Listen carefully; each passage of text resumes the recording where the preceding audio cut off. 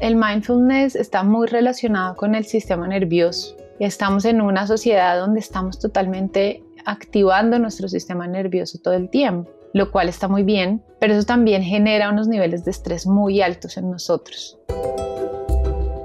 Un poco intentamos acercarnos a los docentes y a la comunidad educativa en general para ver de qué manera tener un espacio de sentir la respiración, parar un momento, podía beneficiar la cotidianidad de la escuela. Proyecto Mimi, mi casa, mi escuela.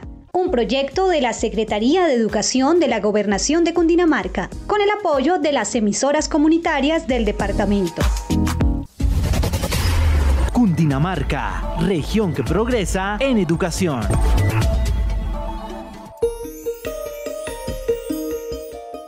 Bienvenidos a Aprendiendo a ser papás, un podcast de Red Papás desarrollado en el marco del proyecto Mimi, mi casa, mi escuela, una estrategia creada por la Secretaría de Educación de Cundinamarca. El episodio de hoy lo hemos denominado La atención plena en el contexto de la educación. La atención plena, o mindfulness, es una práctica que ha tomado mucha relevancia en los últimos años, convirtiéndose en una herramienta muy valiosa para la promoción de la salud mental.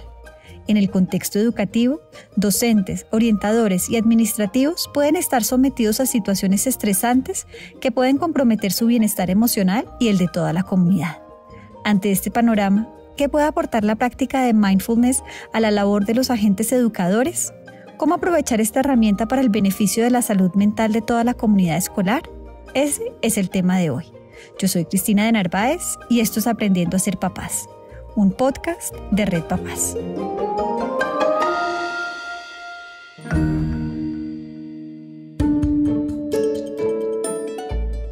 Para hablar de este tema, hoy estará conversando con nosotros Paola Molina Nichols, psicóloga, facilitadora certificada de biodanza y formadora de Respira en Colombia, con experiencia en regulación emocional y construcción de paz en comunidades vulneradas por el conflicto armado.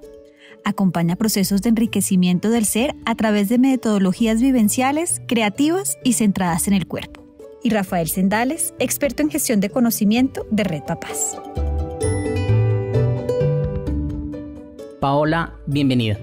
El mindfulness es una práctica que cada vez tiene más adeptos, así como evidencia científica que la respalda. Sin embargo, esa palabra sigue siendo algo extraña para muchas personas. ¿Qué significa?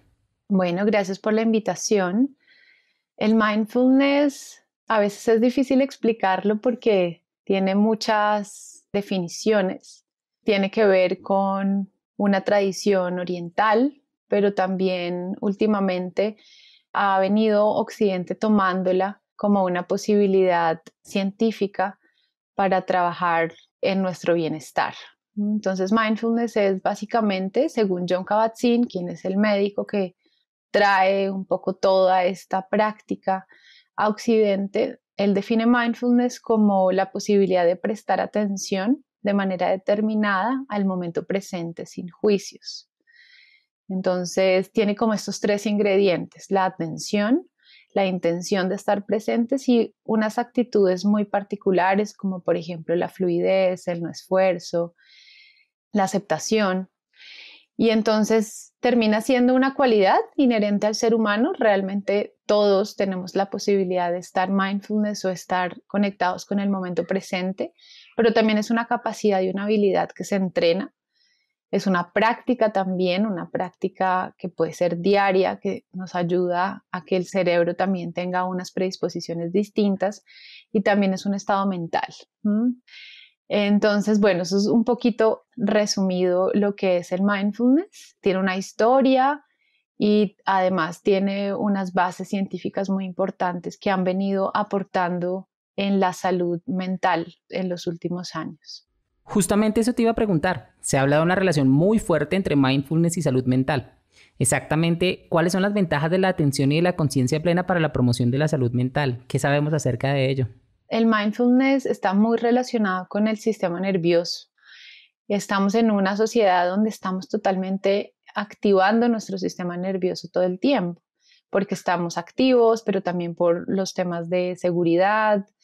por las dificultades que estamos viviendo. Entonces nuestro sistema nervioso está activado, lo cual está muy bien, pero eso también genera unos niveles de estrés muy altos en nosotros. Entonces la idea del mindfulness es una posibilidad de empezar a equilibrar nuestras emociones, aprender a regularlas, aportar a que nuestros pensamientos se conecten un poquito más con el cuerpo. Y en este sentido, pues ayudamos a que síntomas que pueden generar el estrés, como la ansiedad, la depresión, se puedan disminuir. También fortalece las relaciones interpersonales y algo muy importante en estos tiempos, fortalece el sistema inmune, porque cuando trabajamos el sistema nervioso, directamente el sistema inmune también se fortalece. Nos acabas de mencionar todas las ventajas de practicar el mindfulness para la promoción de la salud y el bienestar emocional, pero también suena un poco a prácticas lejanas y extrañas. ¿Eso se puede hacer en la vida cotidiana y obtener todos esos beneficios? Sí, esa pregunta es bien importante porque a veces creemos que el mindfulness o la atención plena es algo como que hacen algunas personas por allá en la montaña. Y realmente, si pensamos que el mindfulness es la capacidad de estar presentes con lo que nos está ocurriendo en cada momento de nuestra vida, pues es una posibilidad que todos tenemos a la mano. Y quizás el primer paso para conectarnos con eso es la respiración. Entonces, ¿cómo me doy cuenta que estoy respirando? Cuando estoy en niveles altos de estrés o, por ejemplo, desregulada emocionalmente por una pelea, cosas cotidianas como estar en la calle y que se atraviese un carro, pues todo el sistema nervioso se despliega en respuesta. Entonces se activa el corazón, se activa la respiración, se vuelve mucho más rápida y ansiosa. Los pensamientos también se vuelven como muy rápidos pensando en qué cosas hacer. Y pues eso también en los otros órganos del cuerpo también tiene unos efectos, ¿no? Entonces simplemente, aunque no es tan simple, ¿no? Requiere un entrenamiento, pero es llevar la atención a la respiración para notar qué es lo que está pasando y cómo es esta respuesta fisiológica que de pronto no es tan positiva y que a veces es demasiado cotidiana. Entonces, el entrenamiento sí puede ser, digamos, fuera de la cotidianidad, pero es algo que vamos a tener a la mano siempre, ¿no? Y es la posibilidad de ser conscientes de lo que pasa. Muchas veces terminamos haciendo cosas y decimos como, uff, ¿yo por qué respondí así? ¿No? Y es porque estamos en un piloto automático todo el tiempo, porque a veces no tenemos el tiempo para parar y reconocer qué es lo que estamos sintiendo o qué es lo que necesitamos. Entonces, la salud mental está muy relacionada con la posibilidad de tomar decisiones frente a nuestra vida, frente a nuestras emociones y pensamientos. Muchas gracias por contarnos cómo aterrizar esta práctica a la vida cotidiana. A veces queda la sensación de que el mindfulness es algo que solo pueden hacer los iniciados, que son como una especie de Buda, si me lo permiten, que ya han avanzado un largo camino antes de iniciar. Pero lo que nos dices nos lleva a pensar en que cualquier persona podría empezar a practicarla y tener efectos en su propia salud. Claro, además es que es chévere que lo traigas porque el mindfulness está relacionado mucho con la espiritualidad. Entonces como que, uy, no, yo no hago mindfulness porque yo no soy budista o porque de pronto no me interesa entrar como en la esfera de la espiritualidad. Y sí, claramente tiene raíces, ahora que lo traes, ¿no? En la filosofía budista. Pero hay algo también muy interesante que es meramente fisiológico y que está siendo comprobado científicamente y es lo que pasa en nuestro sistema nervioso, ¿no? Y el mindfulness nos puede entrar en un ámbito más amplio, más espiritual quizás, pero también no, porque nos conecta simplemente con nuestro cuerpo, con la posibilidad de disfrutar nuestro presente, que es algo que a veces no tenemos o se nos olvida. Tener una manzana y disfrutar y saborear cómo es que sabe la manzana y si está ácida o no está ácida y cómo es la textura de esa manzana. A veces comemos súper rápido, como, tengo que comer porque tengo afán, y no nos detenemos un instante a notar el sabor o ni siquiera a pensar de dónde viene esa manzana. Entonces es algo que realmente puede hacer parte de nuestra vida todo el tiempo. Este podcast está siendo construido para actores educativos, docentes, orientadores, directivos, que pueda aportar la atención plena y esa conexión con el propio cuerpo al bienestar de estos agentes. El mindfulness, cuando se empieza a investigar sobre él, tiene varias variantes, ¿no? Entonces, en la investigación de cómo el mindfulness se puede usar con personas con dolor crónico o con personas psiquiátricas, pero hay una rama que empieza a tomar mucha fuerza y es el mindfulness en la educación. Entonces, en Estados Unidos, en Inglaterra, en Europa empieza a haber mucho movimiento. Y hace 6 años, Respira en Colombia, que es la organización en la que yo trabajo, empezamos a pensar en un piloto de cómo sería mindfulness en educación en un contexto específico como el colombiano. Y entonces un poco te va a contar desde esa experiencia. Entonces, por ejemplo, trabajamos en Nariño, en el Cauca, en zonas muy complejas, donde obviamente la palabra mindfulness a veces era impronunciable o rarísima.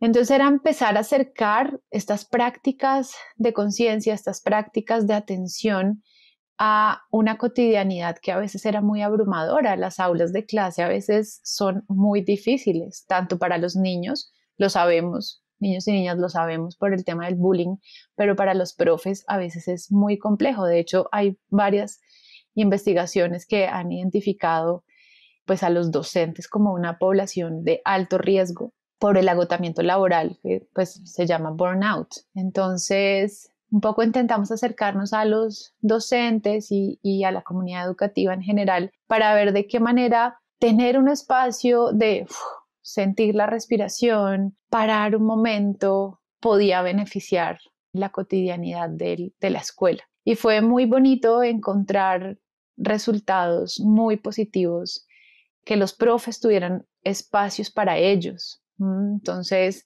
el mindfulness no es el mindfulness por la respiración, ¿sí? O el mindfulness para simplemente prestar atención, sino es todo lo que eso conlleva.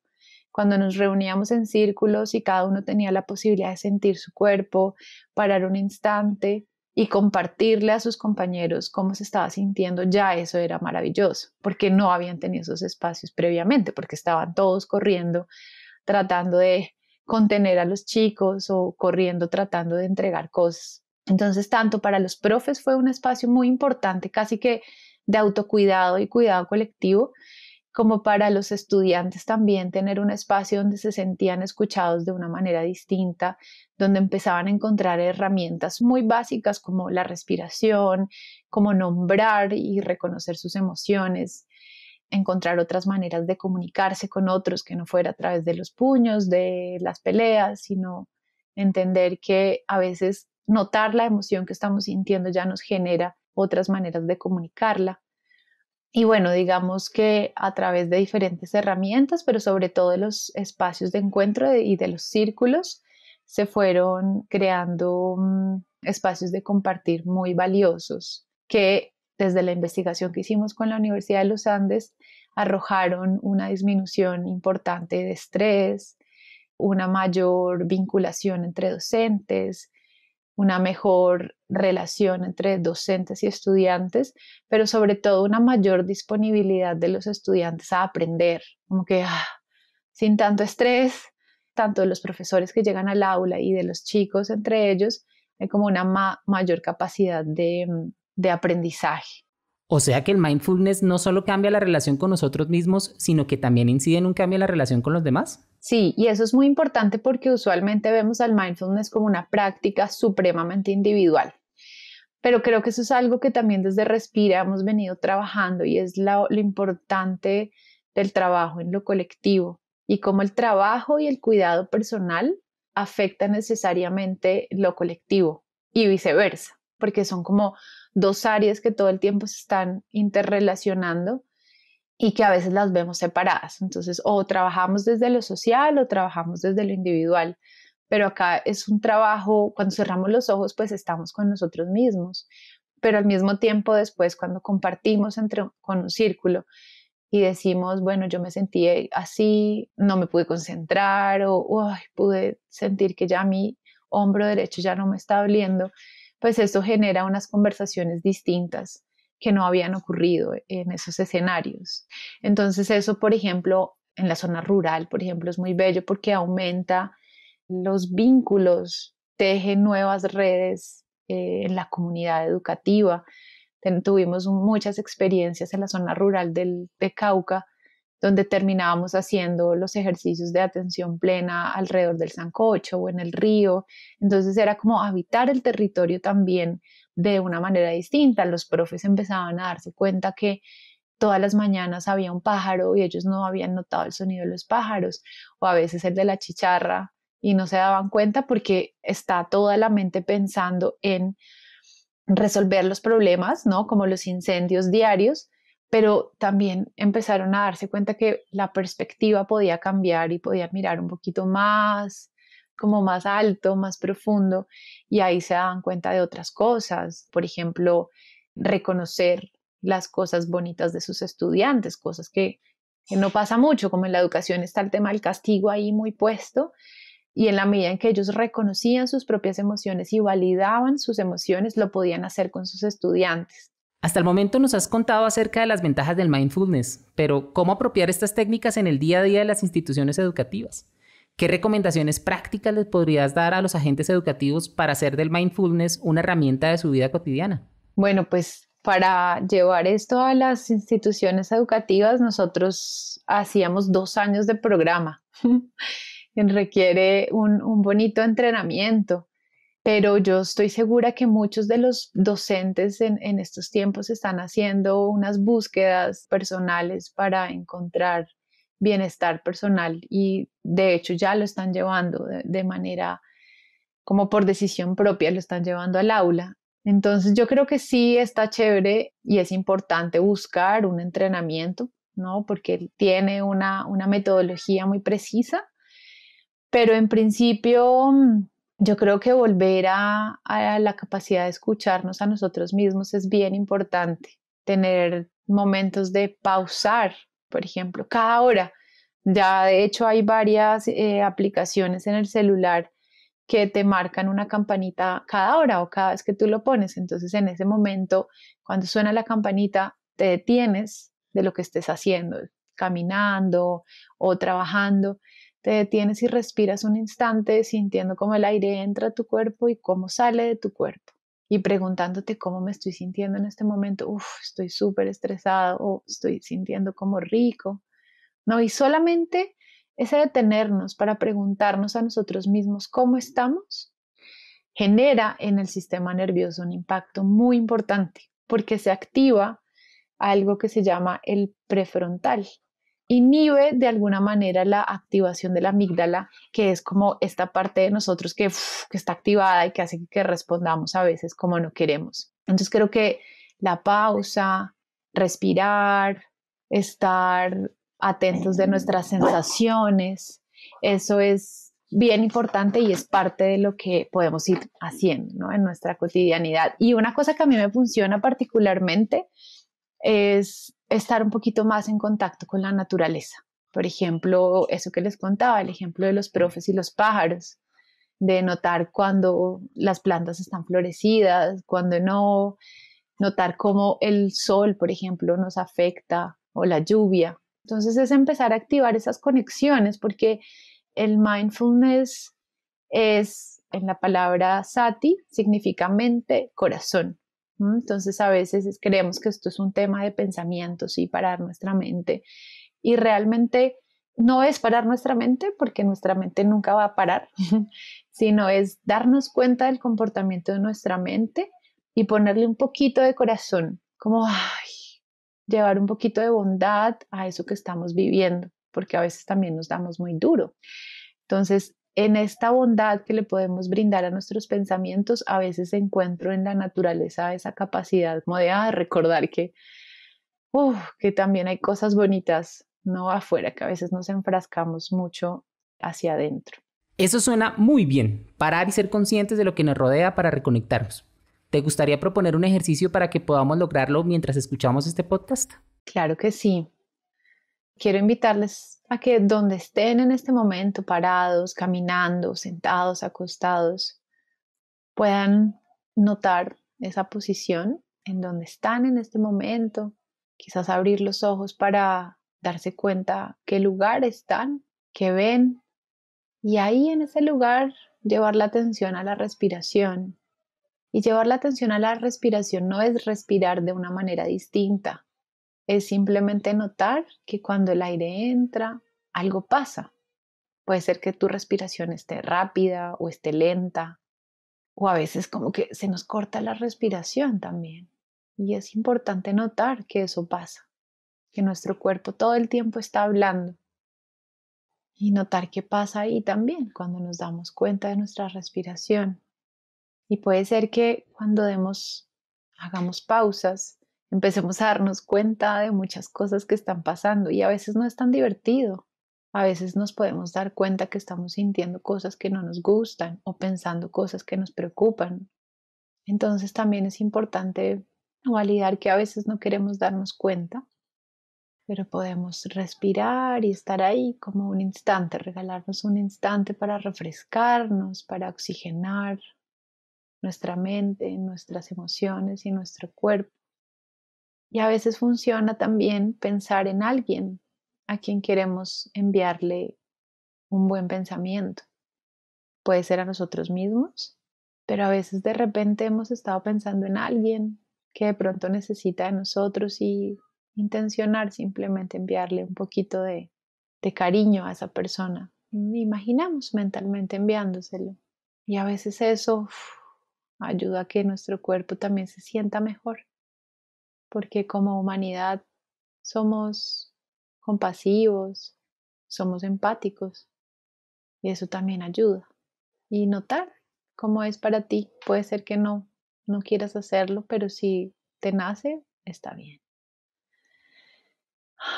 Y ya, y vuelves a lo que estabas haciendo, pero quizás vuelvas con mayor atención, con una mayor intención para continuar lo que estás haciendo. Paola, muchas gracias. No sabía que necesitaba un espacio para parar, para respirar, para hacerme consciente de lo que estaba a nuestro alrededor hasta que nos propusiste el ejercicio. Me sentí muy bien haciéndolo y espero que las personas que están escuchando este podcast también logren hacerlo. Te agradezco muchísimo por este espacio que nos diste. Así es. Creo que este mundo necesita parar un poco en general. Estamos yendo muy rápido como humanidad y la pandemia de pronto, aunque paramos en un instante, ahora estamos yendo mucho más rápido. La tecnología y la virtualidad también nos permiten ir más rápido y quizás no tener unos límites entre el trabajo y nuestra casa. Y eso está generando mucho agotamiento. Y estoy conociendo profes que están muy agotados y muy cansados porque además no es la primera vez que estamos virtualmente muchos. Entonces, yo sí creo que los profes de este país y en general necesitan tiempo para ellos, para ellas, y ser un poco más, darse el tiempo y darse el permiso de no sabérselo todo, porque la virtualidad genera en el sistema nervioso también unos impactos muy fuertes, como el no ver a todos los estudiantes, como el no poder abrazarlos, como el no poder hacer muchas cosas. Y creo que es importante como darnos el permiso de aprender y equivocarnos y mirarnos sin tanto juicio. Entonces sí quisiera enviar realmente un saludo de corazón a todos los docentes de este país, porque los quiero mucho y honro mucho su trabajo y gracias Red Papás por pensar en ellos y en ellas. Esto es todo por ahora en Aprendiendo a ser papás, un podcast de Red Papás. Un espacio para discutir temas relevantes sobre la protección de los derechos de niñas, niños y adolescentes en Colombia y fortalecer las capacidades de los adultos y actores sociales para garantizar su efectivo cumplimiento. Este podcast fue desarrollado en compañía del programa Aulas en Paz de la Universidad de los Andes, en el marco del proyecto MIMI, Mi Casa, Mi Escuela, una estrategia creada por la Secretaría de Educación de Cundinamarca que despliega acciones educativas que responden a los efectos producidos por la pandemia COVID-19 en las instituciones educativas y que en el caso de este podcast constituye una de las herramientas de acompañamiento psicosocial y emocional para las comunidades. Para más información, visite nuestra página web en www.redpapas.org o escríbanos a contáctenos@redpapas.org. Los invitamos a escucharnos en las plataformas de Speaker, Spotify, Apple Podcast y Google Podcast. No deje de ver nuestras conferencias y conversatorios virtuales en nuestro canal de YouTube Red Papás. También nos encuentra en Facebook como redpapás.org, en Twitter como @redpapás y en Instagram como red.papás. Hasta una próxima oportunidad.